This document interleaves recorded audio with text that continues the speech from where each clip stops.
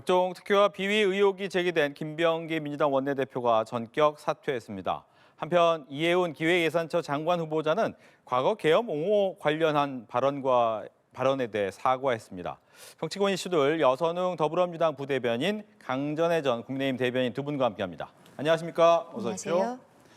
네, 각종 의혹에 휩싸인 김병기 원내대표가 결국 자리에서 물러났습니다. 시시비비를 가려서 더 큰 책임을 지겠다라는 의지라고 이야기는 했는데 국민의힘에서는 법적 책임 얘기도 하고 있습니다. 먼저 민주당에게 어떤 의미입니까? 더 큰 책임을 지겠다라는 부분은? 큰 틀에서 좀 이해를 하시면 될 것 같은데요. 어쨌든 지금 그 김병기 원내대표가 전 원내대표가 본인 관련해 가지고 뭐 당과 그리고 이재명 정부의 국정 운영에 부담이 되지 않겠다, 그런 측면에서 크게 이제 국민께 좀 사과를 한 것을 좀 국민 여러분께서 평가를 해주시면 될 것 같고요. 김병기 원내대표가 그 워딩에서 뭐 시시비를 가리겠다, 이 부분 같은 경우에는 지금까지 알려진 의혹들이 여러 가지가 있습니다. 그 중에서도 본인이 확인된 것도 있고요. 숙박권 같은 경우에는 본인이 인정하고 다시 반환하겠다, 이런 이야기도 했는데, 그 다른 부분 같은 경우에는 지금 일방적으로 알려지기만 하고 김병기 원내대표가 적극적인 해명을 안 한 부분도 있거든요. 그냥 그런 부분에 있어서는 과장되고 부풀려진 부분이 있으니 그 부분은 내가 한번 좀 따져보겠다, 이런 의미로 이해를 하시면 될 것 같습니다. 어쨌든 김병기 원내대표께서 새해가 넘어가지 않게 국민 여러분께 다시 한번 이렇게 고개 숙여 사과를 했고, 원내대표직을 사퇴한 만큼 아무쪼록 민주당에서는 이 문제를 빨리 수습을 해서 이제 새해에 들어가는 국정 운영을 조금 더 잘할 수 있도록 그렇게 좀 수습을 할 때가 아닌가, 이런 생각을 가집니다. 네, 결과적으로 이제 시시비비를 가린다는 것을 국민의힘 입장에서는 법적으로 가야 된다, 이거로 보는 거죠? 그렇죠. 그리고 이것은 국민의힘에서 문제 제기하는 것을 넘어서서 이미 고발된 사건들도 있고요. 아마 인지에서도 수사될 사건들이 굉장히 많을 것이라 생각합니다. 오늘 김병기 전 원내대표의 기자회견 내용을 보면요, 마치 자발적으로 본인이 책임을 지면서 사퇴하는 것처럼 이야기하고 있습니다만, 지금까지의 상황으로 보았을 때 누가 보아도 이것은 비자발적이었다라고 생각이 들 수밖에 없는 것이죠. 어떻게 보면은 원내대표 선거 과정에서부터 배우자가 취업 청탁을 하는 목소리가 육성으로서 MBC에서 공개가 된 부분들이 있었고, 그 이후에 쿠팡과의 부적절해 보이는 식사 자리라든지 또 보좌진들에 대해서 여러 가지 의혹들이 있는데, 보좌진의 단톡방을 스스로 공개를 하면서 법적인 문제를 넘어서서 정무적으로도 원내대표라는 사람이 저런 모습을 보여도 되는 것인가, 국민들께 많은 실망감을 주지 않았나 싶습니다. 계속적으로 사퇴의 목소리가 민주당 내에서도 있었던 것으로 아는데, 본인이 주말 동안에 좀 자숙을 하다가 결국에 오늘 사퇴를 하겠다고 밝힌 것은, 최근에 나오고 있는 것은 배우자가 동작구 의회에 업무 추진비 카드를 썼다는 의혹들, 그리고 아들 역시 국정원에서 근무하면서 그 보좌진들에게 일을 일부 부담시키는 이런 모습들이 법으로서 좀 처벌이 되어야 되는 부분들이 나오는 것들, 계속 녹취가 나오고 있기 때문에 만약 본인이 지금 여기에서 사퇴를 하지 않는다면 보좌진들 입장에서는 더 많은 것들을 까게 될 것이고 더 사건이 커질 것을 우려한 것이 아닌가 싶은 부분들이 있습니다. 그리고 정무적으로는 지금 이 상황이 어떻게 보면은 명청 갈등의 연장선상이 아니냐라는 지적들도 있는데, 정청래 대표가 최근에 기자회견을 하면서 독특하게도 장경태 의원에 대해서 왜 윤리감찰단 결과가 나오지 않는 것이냐라는 질문에 있어서는 답변을 회피하고, 그리고 오히려 지금 김병기 원내대표의 의혹에 대해서는 대신 사과를 하면서 마치 스스로의 결단을 좀 요구하는 듯한 발언들이 있었거든요. 법적으로도 정무적으로도 본인이 지금 어딘가에 도움을 받을 수 없다라는 끝에까지 갔다는 생각이 있어서 오늘 사퇴를 한 것이 아닌가 싶습니다. 그럼에도 불구하고 본인이 여기에 대해서 예쁘게 포장을 하는 듯한 오늘 발언을 했는데요. 앞으로의 조사 과정, 저는 개인적으로는 변호사로서 영장이 청구될 가능성도 어느 정도 있지 않나라고 생각하는 부분들이 있는데, 앞으로 수사 과정에 있어서도 성실히 협조하겠다라는 부분들도 같이 이야기를 했었으면 어땠을까 생각합니다. 네. 잠깐 이야기가 나왔으니까 명청 갈등으로 보는 시각이 있잖아요. 여기에 대해서는 당내에서는 어떻게 생각이 됩니까? 이 부분 같은 경우에는 사실은 명청 갈등이라기보다는 어쨌든 김병기 원내대표에 나온 의혹들이 본인도 인정한 부분들이 있고, 아마 그 전에 있었던 다른 의원들의 사건과는 조금 다르게 당대표로서 당연히 약간 사과를 할 수밖에 없는 좀 상황이 있었다, 이렇게 좀 보면 될 것 같습니다. 특히나 지금 만약에 명청 갈등이 있었다고 한다면은 저는 김병기 원내대표가 오히려 원내대표직을 조금 더 길게 가져가거나 오늘 뭐 사과하거나 사퇴까지는 안 갔을 거라고 보거든요. 그렇기 때문에 지금 상황을 보면은 그럴 계제가 아니다. 지금 당이 처한 뭔가 이 국민들의 걱정과 우려가 사실은 매우 엄중하고 심각했던 것이기 때문에 당 대표가 사과한 것이다. 이렇게 이해를 해주십시오. 네. 일각에서 이제 언론 오늘 아침 신문에서는 이제 어젯밤 김 전 원내대표가 2022년 지방선거 당시 서울시당 공천관리위원회 간사를 맡았을 때 강선우 의원과 당시 이제 서울시 의원 후보 선출을 놓고 현금이 오간 부분이 이제 밝혀지면서 이번에 사퇴까지 이어진 건 아니냐라는 시각을 보여주는 언론도 있었습니다. 즉 현재 강총래 대표 강 의원에 대해 윤리감찰단 진상조사는 지시했는데 강 의원은 받은 바 없다라고 얘기를 했거든요. 이 부분은 먼저 국민의힘 입장 좀 들었겠습니다. 근데 이거는 결국에는 수사로서 가려질 부분인데 정청래 대표가 윤리감찰단에서 빨리 조사를 하라고 지시를 내린 것이죠. 이것은 구색 맞추기용이 아닌가 생각을 합니다. 앞서 잠깐 제가 장경태 의원에 대해서도 말씀을 드렸는데 장경태 의원도 성비 의혹이 불거지자마자 여기에 대해서 윤리감찰단 수사 지시를 내렸음에도 불구하고 지금까지 지지부진한 상황이거든요. 기자회견에서도 여기에 대해서 기자들이 질문을 하는데 그 기자의 매체를 문제 제기하면서 그것도 잘못되게 알고 있었습니다. 그러면서 답변을 회피하는 모습이 있었습니다.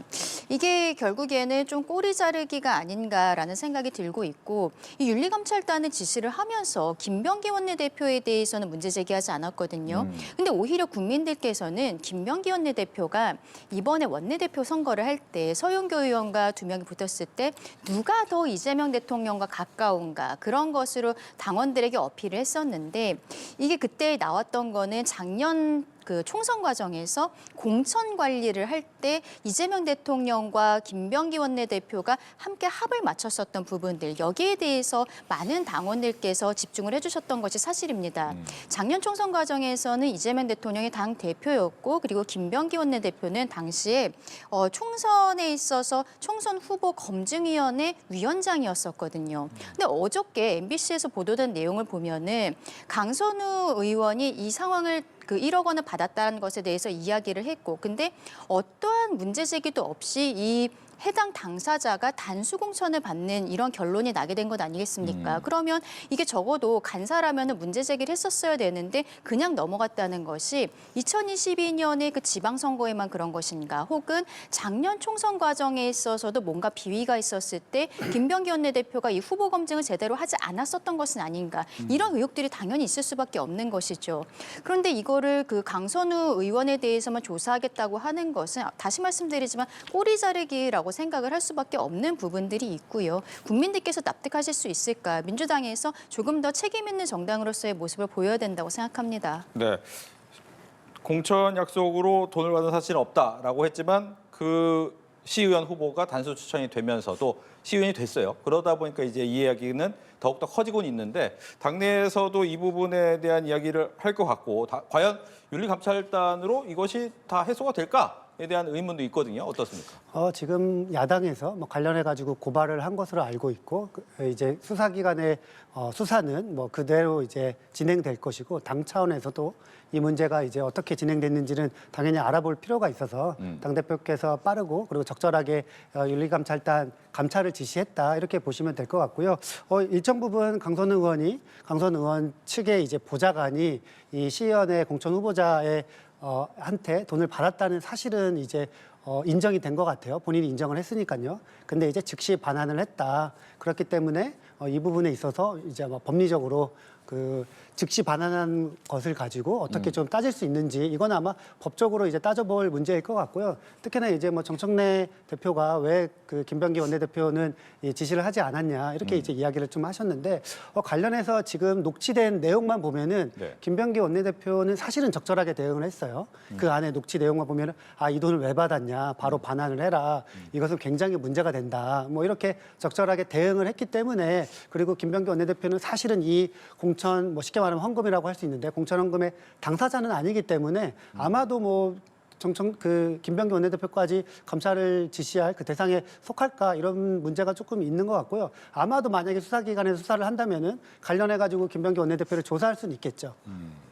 근데 이게 윤리감찰단의 조사라는 게 굉장히 한계가 있을 거라고 생각을 하는 게 돈을 줬다는 김경시 의원 같은 경우에는 지금 민주당 소속이 아니거든요. 이분이 최근에 뭐 진종호 의원이 폭로를 했었던 사건이 있었는데 사경연맹을 통해서 어느 종교와 관련해서 몇천 명 정도를 입당을 시키겠다 이런 이야기를 했다가 의혹이 좀 불거져서 그때 민주당 당적을 내려놓은 것을 알고 있습니다. 그래서 이분이 지금 윤리감찰단에서 조사를 할 수 있는 대상 자체가 되지 않는 거예요. 그럼 강선호 의원은 지금 뭐 부인을 하고 있는 상황인데 돈을 줬다는 사람에 대해서 조사를 할 수가 없는 상황 아니겠습니까? 그런 부분에 있어서도 이것은 굉장히 생색내기다라고 말씀을 드릴 수밖에 없겠습니다. 강선호 의원이 사실 돈 받았다는 사실을 인정을 하고 있거든요. 그러니까 반환을 지시했다. 네. 여기까지 밝혔기 때문에 아마도 이게 법리적으로 따진다고 하면은 그러면은 뇌물을 그러니까 그 금품을 받고 이거를 즉시 반환을 했는데 거기까지 뭐 법리적으로 문제가 되는 것인가? 이거를 아마 저기 수사기관에서 아니면 재판에서 좀 따져볼 문제가 아닌가 이렇게 생각을 합니다. 근데 이제 포인트는 그거겠죠. 이제 1억 수수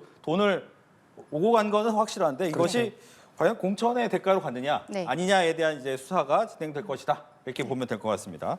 다음으로 넘어가 보죠. 이해운 기획예산처 장관 후보자를 놓고 보수 야권에서 비판이 이어진 가운데 과연 이제 내란에 대해서 어떤 생각을 하고 있느냐 여기에 대해서 이재명 대통령이 좀 본인 스스로가 밝혀라라고 했는데 바로 다음 날 과거에 자신의 발언을 사과했습니다.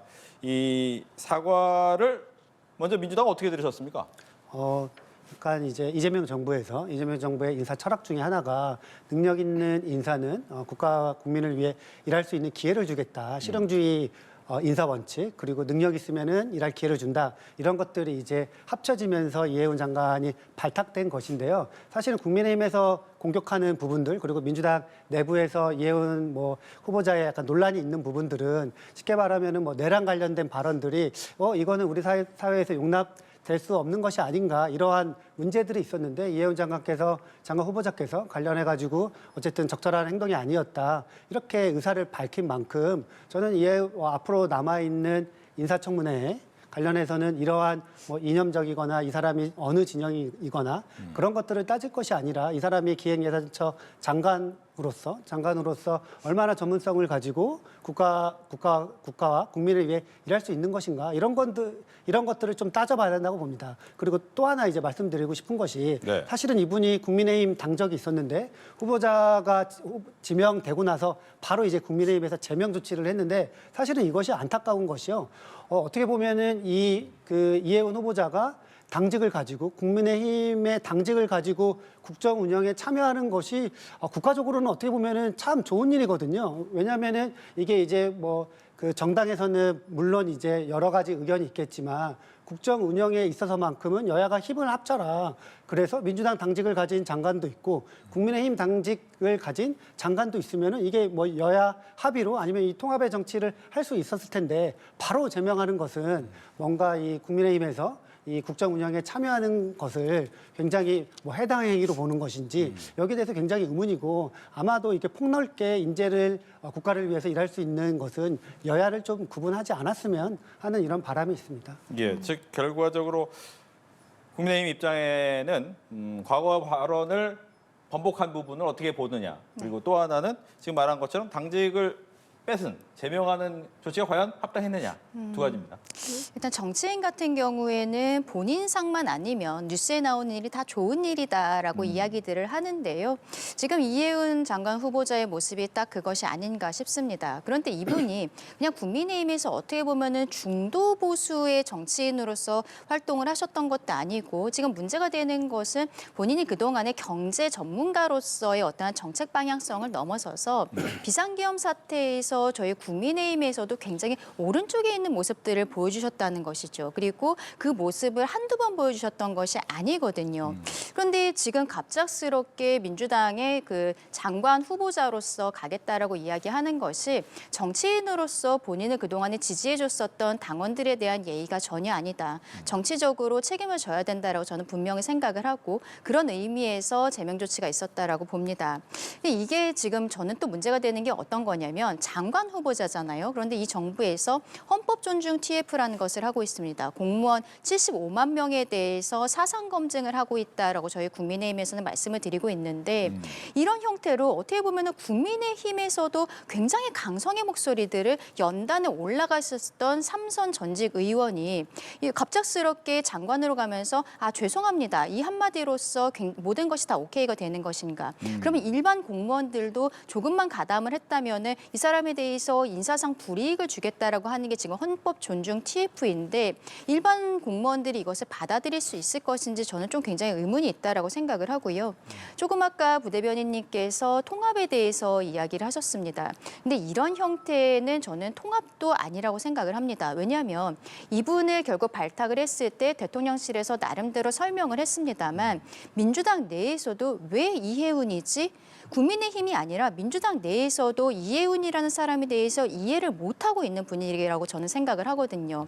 먼저 본인들의 지지층에게도 더 구체적인 설명이 필요한 것이 아닌가. 이해운 후보자 같은 경우에는 본인이 생각이 있기 때문에 이미 받은 것이거든요. 대통령실이 왜 이 사람을 선택했는지 국민들을 오히려 설득하는 메시지들을 더 구체적으로 내야 된다고 생각합니다. 네. 근데 결과적으로 이제 인사청문회에서 검증이 혹독하게 될 것이다라는 것이 국민의힘 입장인데 그 이유를 좀 살펴보면 그동안 이재명 대통령이 이야기했던 이제 확장적 재정에 대해서 계속 반대를 해오는 사람이었단 말이에요. 그런데 내가 앞으로 우리나라의 기획 예산을 좀 만들려면 그 과연 기조가 맞아질 수 있느냐에 대한 의문은 있거든요. 사실은 저는 이 부분 때문에 이해운 장관 그 후보자를 지명한 것을 약간 찬성하는데요. 그러니까 이재명 정부는 확장적 재정 운영을 하겠다고 이제 하는 정부이고, 그리고 이해운 후보자 같은 경우에는 어쨌든 뭐 건전 재정을 이야기하는 보수의 대표적인 이제 경제통 인사인데 아마도 이 기획예산처 장관 자리까지 확장적 재정을 주장하는 사람을 임명했다고 하면은 저는 당장에 이 기재부의 이 기득권 저항에 부딪혀서 실제적으로 할 수 없었을 것이다. 그러니까 여러 가지 개혁 과제, 기재부 개혁 과제 아니면 재정 운영에 있어서 반대가 되게 심했을 텐데 이 그 이해운 인사처럼 이렇게 보수적인 관점을 가진 인사를 통해서 이 이재명 정부가 이야기하는 확장적 재정 이 경제 운용도 어느 정도 이 보완이 돼서, 그러니까 벌충이 돼서 지금 이재명 정부가 예를 들면은 뭐 10조를 하려고 했다고 하면은 돈을 풀어서 10조를 하려고 했다고 하면은 이해운 장관의 이 보수적인 이념을 그 주장을 들어가지고 그 규모를 아니면 그걸 낮출 수 있거든요. 네. 저는 이런 측면에서 볼 때 나라의 전체적인 측면에서 볼 때는 이거를 어느 정도 이 뭐라 그럴까요? 드라이브를 조금 막을 수도 있는 이런 역할을 하지 않을까. 그래서 저는 국민의힘이 이해운 장관의 당적을 박탈하지 않았다고 하면은 이해운 장관을 통해서 이거는 이 이재명 정부의 뭔가 이 확장적 재정을 막아라 이렇게 주장을 할 수 있는 역할을 충분히 줄 수 있거든요. 그리고 어느 역대 정부가 이 상대당 출신에게 이 나라의 국간을 맡겼습니까? 사실은 이거는 어떻게 보면은 국민 통합적인 측면에서도 굉장히 획기적인 사건인데 국민의힘에서 이거를 잘 이용을 하지 못하고 있다 이런 생각을 가지게 됩니다. 네. 다시 말씀드리지만 그렇다면 대통령실에서 왜 이해운이라는 사람을 선택하게 됐는지 조금 더 진정성 있고 구체적인 설명이 필요하다고 보거든요. 그런데 그런 것들이 지금 부족하기 때문에 민주당 내에서도 여기에 대해서 의문점들이 있는 상황이라고 생각을 합니다. 그동안에 뭐 기본소득이라든지 대통령께서 이야기하셨던 부분들 여기에 대해서 완전히 반대되는 입장들을 뭐 100분 토론 같은 데에서 대통령과 함께 토론을 하기도 했었던 분인데 근데 갑작스럽게 지금 장관 후보자로 되면서 앞으로 인사청문 과정에서 본인의 정책적 방향을 더 구체적으로 이야기는 하겠습니다만 최근에 나온 이야기들은 갑작스럽게 민주당 정부, 이재명 정부와 결을 맞춰가는 듯한 이야기들을 하고 있는 것도 걱정이 되는 부분들이거든요. 결국에는 본인이 국민의힘에서 삼선 의원으로서 그 이상의 행보를 보이기가 어렵기 때문에 그냥 방향 전환을 한 것이 아니냐. 결국 국민들께서는 그 부분에 의문점이 있을 수밖에 없는 것이고 앞으로의 이 정부의 정책 과정에 있어서 실패하는 정책에 있어서 총알바지로 쓰이고 버려지는 것이 아니냐. 이런 생각들도 할 수가 있는 것이죠. 장관 같은 같은 경우에는 어쨌든 임명권자가 대통령이고 언제 뭐 임명이 될지 몰랐던 것처럼 언제 잘릴지도 모르는 상황이거든요. 이분의 입장이 결국에는 다음번에 소비 쿠폰을 또 나눠줄 때 지금 너무 어려워서 이거 소비 쿠폰이 꼭 나가야만 합니다라고 만약에 대통령과 같은 기조를 가지고 있는 장관이 이야기한다면 보수층에서는 이런 사람들에게 계속적으로 나라를 맡겨도 되는 것인가 의문을 할 수 있지만 이해운 장관 후보자 같은 경우는 그동안에 있었던 이미지라는 것들이 있기 때문에 보수층에게 어떻게 보면 내년 지방선거에 있어서 조금은 단단한 그 신뢰를 주기 위한 이러한 페이크가 아닌가라는 생각을 할 수밖에 없는 것입니다. 여러모로 인사청문 과정에서 이분에 대해서는 정책적인 부분들, 사상적인 부분들에 대해서는 송곳 검증이 필요하다 생각합니다. 네. 이제 쿠팡 청문회 오늘부터 내일까지 진행되는 쿠팡 청문회 얘기로 해보겠습니다. 오늘 쿠팡 사태 연석 청문회 첫날인데 김범석 의장은 불참했습니다. 해롤드 로저스 쿠팡 임시 대표가 참석을 했는데 여러 가지 얘기를 했어요. 5만 원인 쿠팡 보상안에 대해서는 전례 없는 보상이다라고 얘기도 하고 우리 정부에서는 3만 건이 넘는 유출이 있다고 했던 부분에 대해서도 이제 반박하는 내용도 있긴 했습니다만 과연 현재 상황은 어떻게 진행이 되고 있고 어떤 식으로 민주당은 보고 있는지 궁금합니다. 그러니까 오늘 청문회를 보니까 여전히 답답하다. 그리고 쿠팡 측은 아직도 정신을 못 차렸다 이런 생각을 들 수밖에 없는 이 청문회였는데요. 특히나 지금 쿠팡이 크리스마스 때 뭐 중국에 있는 하천에서 노트북을 건지지 않았습니까? 그러면서 이 3천만 개의 개인정보가 대한민국 국민의 개인정보가 유출됐다고는 했는데 거기 뭐 3천 개라고 축소 발표하고 셀프 조사를 발표를 했는데 저는 이것이 처음부터 나왔을 때도 제가 이 방송에서도 이야기를 했었는데 이거는 이 미국 증시용이다. 한국이랑은 전혀 상관없이 미국 증시에서 이것을 본인들이 영어로 발표하면은 그것을 믿기 때문에 아마도 한국 여론이나 한국 정부는 전혀 염두에 두지 않고 오로지 미국 증시를 위한 이 발표를 했다 이렇게 보여졌거든요. 근데 아니나 다를까 오늘 한 언론 보도에 따르면은 이 자기네들이 셀프 조사한 결과를 미국 SEC에 바로 공시를 했더라고요. 그리고 나서 지금 이 크리스마스 이후로 쿠팡 주가가 약 지금 9% 정도 포인트 올랐거든요. 저는 이것을 보면서 엄청나게 이제 약간 화가 나더라고요. 한국 정부에서는 지금 이렇게 비협조적으로 이 쿠팡이 그리고 국회에 이 김범석 의장이 나오지도 않으면서 이게 오롯이 본인들의 미국에서 어떻게 이제 책임을 면할 것인가 이 주가 관리에만 관심을 두면서 이런 셀프 조사를 발표한 것을 보고 여전히 굉장히 약간 좀 화가 나는 부분이 있고 저는 이 청문회를 통해서 이 쿠팡에 대한 뭔가 이 조치가 충분하지 않다고 하면은 국정조사라도 해서 이 부분을 반드시 바로 잡아야 된다. 왜냐하면은 만약에 쿠팡이 외국 기업이라고 해가지고 이 한국 정부와 한국 법을 무시하게 된다면은 많은 외국계 기업들이 한국에서는 저렇게 해도 되는구나 이렇게 생각할 수 있거든요. 그렇기 때문에 저는 이 부분은 여야가 꼭 합의를 해서 그리고 마음을 일치를 시켜가지고 쿠팡 청문회든 국정조사든 같이 동시에 쿠팡 측에 대한 이 책임을 제대로 받을 수 있게 같이 목소리를 모아야 된다 이런 말씀을 드리고 싶습니다. 국민의힘은 근데 이제 연석 청문회보다는 국정조사가 우선이다라고 하면서 아직은 힘을 같이 하진 않고 있어요. 그렇죠. 근데 국정조사는 같이 하게 될 것이라고 생각을 합니다. 쿠팡 사태에 대한 국민적인 분노는 참 여야 없다라고 생각을 하는데요. 국정조사를 해서 조금 더 강제적인 수단을 써야 되는 것이 아닌가라고 보고 있는 것이죠. 그런데 문제는 지난 17일에 해럴드 대표가 나왔을 때도 많은 국회의원들이 김범석 의장 지금 어디 있습니까?라고 물어봤던 게 우리가 지금 관련 법에 따르면 국정조사에서 증인으로 채택을 했을 때 안 나오면 동행명령장을 발부를 할 수가 있거든요. 그쵸. 근데 이 사람을 데려오려면은 소재지를 알아야 되는 거예요. 근데 우리 정부에서는 모르고 있기 때문에 17일에 계속 그 사람 어디 있냐라고 물어봤던 것이죠. 이게 결국에는 우리가 뭐 미국에 가서 동행명령장으로서 데려오기도 쉽지는 않은 상황이고 이게 뭐 인용이 되지 않았을 때, 그러니까 본인이 동행을 하지 않았을 때 징역형이나 벌금형 같은 것을 부과를 할 수가 있습니다만 그 과정이라는 것이 우리가 지금 이야기하고 싶은 것은 김범석이라는 사람이 뭐 한국 교도소에 들어가기를 원하는 것은 아니잖아요. 사과라든지 그리고 진실성 있게 여기에 대해서 배상을 해야 되는 것입니다. 불법적인 부분들이 있었기 때문에 배상을 해야 되는데 지금 쿠팡에서는 배상이라는 표현을 쓰지 않고 보상이라는 표현을 지금 쓰고 있는 것도 굉장히 문제가 된다라고 생각합니다. 생각합니다. 지금 해롤드 로저스 대표 같은 경우에는 지난 17일에는 나와서 동문서답으로서 시간을 보내더니 오늘은 오히려 당당하게 우리 정부와 같이 한 것이다. 그리고 뭐 탁자를 치는 모습들도 있고 오히려 당당하게 큰 목소리를 내는 게 조금 아까 부대변인 이야기해 주신 것처럼 결국에는 미국인이 운영하고 있는 미국 회사로서 최근에는 오히려 미국에서 주가가 오르고 있기 때문에 자신감이 붙은 것이 아닌가라는 생각이 드는 부분들도 있거든요.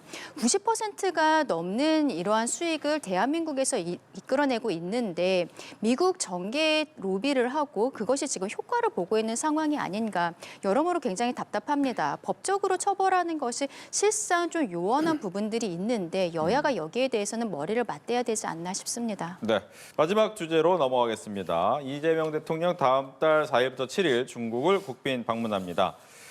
에이펙 때 이제 한번 만나고 이번에 두 번째 만남인데 어떤 이야기를 해야 될까요? 민주당 먼저 듣습니다. 예, 우선은 이번에 이제 우리가 일본 다카이치 총리와 만난다는 사실이 좀 알려져 있었는데 오늘 이제 중국과 시진핑 주석을 다 먼저 만나는다는 것으로 이제 발표를 했어요. 이거를 제가 한번 알아보니까 일본 총리와의 정상회담은 공식적으로 한국 정부에서 아직 밝히지는 않았고 지금 이제 중국의 시진핑 주석을 먼저 만나는 것인데 저는 이것이 좀 의미가 있다고 봅니다. 그러니까 지금 이재명 대통령이 대통령 취임하고 나서 가장 먼저 외국 정상과 정상회담을 한 것이 그러니까 국제기구 빼고요. 정상한 것이 일본이거든요. 근데 이것도 굉장히 파격적이었어요. 우리나라 대통령 같은 경우에는 대부분 이제 미국 대통령을 먼저 만났었거든요. 네. 근데 이런 측면에서 일본 만났고요. 그다음에 이제 미국 대통령과 정상회담을 여러 차례 했었죠. 그리고 이번에 이제 국빈 방문으로 중국에 가서 중국 베이징과 상하이에 가가지고 시진핑 주석과 만나는데 사실은 이게 본격적으로 우리가 한중일 외교 그리고 미국과 같이 하는 이러한 국제 무대에 본격적으로 한국이 등장을 하고 약간 주도권을 가진다 이런 의미로 해석될 수 있을 것 같아요. 특히나 지금 중일 간의 갈등이 굉장히 이제 고조되어 있는 상황에서 한국 정부가 중국 정부와 먼저 만나서 여러 가지 이야기를 먼저 소통하고 하는 것이 그 뒤에 다음 주에 있는 일본 정상과의 만남에서 오히려 이 중일 갈등을 조금 완화시키거나 이런 역할을 할 수 있는 그런 측면에서도 약간 외교적으로도 굉장히 우리한테 약간 유리한 점이 있다 이렇게 평가되고요. 그리고 이번 이재명 대통령의 이 중국 국빈 방문 때 우리 대한민국 여러 기업의 총수들도 함께 방문한다고 합니다. 그런다고 볼 때 이 중국과의 경제 협력 부분도 더 기대할 수 있을 것 같고요. 아무쪼록 이 2026년 새해가 시작하는 바로 첫 해부터, 그러니까 벽두부터 여러 가지 이제 외교적인 행보가 외교 일정들을 가지고 있는데 지금 국회에서 한마음 한뜻으로 외교에서만큼은 힘을 좀 모아줘야 될 때가 아닌가 이런 생각을 가집니다. 지금 이재명 대통령이 미국에 가기 전에 일본에 들러서 이시바 시게루 총리와 회담을 가졌었는데 그때 보여줬었던 발언이라든지 태도 이런 것들이 그동안에 많은 보수 유권자들이 걱정을 했었던 친중적인 모습들과는 한번 다른 모습들이 있었거든요. 근데 이번에 같은 경우에는 어떻게 될지 좀 많이 걱정이 됩니다. 그동안에 이재명 대통령의 실시 외교라고 이야기가 되었었던 부분들이 있는데 핵잠 수함 이야기를 중국 측에서는 분명히 할 것이라고 생각을 하거든요. 우리 측에서는 거기에 대해서 어떻게든 설득을 해내야 되는 것이고 그리고 한한령에 대해서도 이것을 풀어내야 되는데 지난번 에이펙 때도 잠깐 박진영 위원장을 통해서 이야기가 나왔습니다만 전혀 진전은 없는 상황입니다. 이러한 부분에 있어서 지금 말씀 주신 것처럼 일본에 가기 전에 중국과 먼저 이야기를 하는 것에 대해서는 중국 측에서도 나름대로의 흡족한 부분들이 있지 않을까 싶습니다만 균형 외교라고 지금 실용 외교라고 이재명 정부에서 이야기하는 것이 많은 국민들께서는 말은 좋지만 결국에는 어디 하나도 제대로 뭔가 과실을 내지 못하는 것이 아닌가라는 걱정들이 있는 것도 사실이거든요. 미국과도 관세 협정에 있어서 구체적인 부분들이 아직도 정리가 안 되는 부분들이 많지 않겠습니까? 이번에 중국에 가서는 많은 분들께서 걱정하시는 이런 실시 외교보다는 그동안에 이야기했었던 진짜 실용 외교 이것을 핵잠수함과 그리고 한한령을 풀어오는 것에 있어서 반드시 해와야 된다고 생각합니다. 네, 지금까지 여선웅 더불어민주당 부대변인 강전혜전 국민의힘 대변인 두 분과 함께했습니다. 오늘 이야기 잘 들었습니다. 감사합니다. 고맙습니다.